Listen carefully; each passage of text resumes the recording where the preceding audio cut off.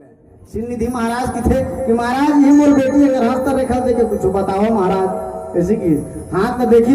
नारद जी देखे भगवान हम लिख दे रहा हूँ जैन है अगर संग विवाह कर ही वो अजर अमर हो जही ओकर नाम है तो विश्व विख्यात हो जही नारद लमोह हो गए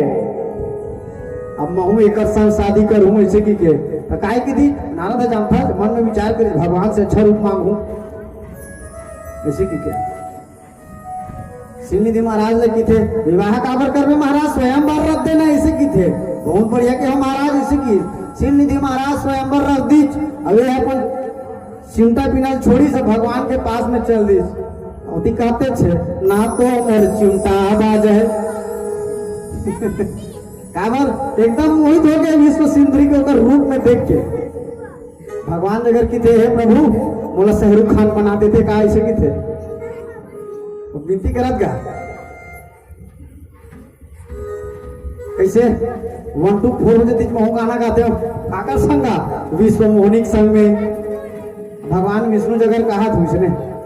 कि थे चिंता मत करते जा स्वयंवर में इसी की कोला भेद दी अब बेटी ले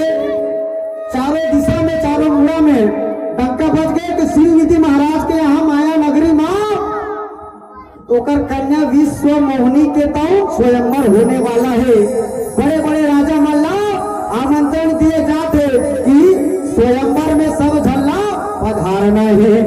ऐसे की अब कैसे ढंग के आवत है भजन के माध्यम से परोसे के प्रयास करबो बोल लखन सिया रामचंद्र की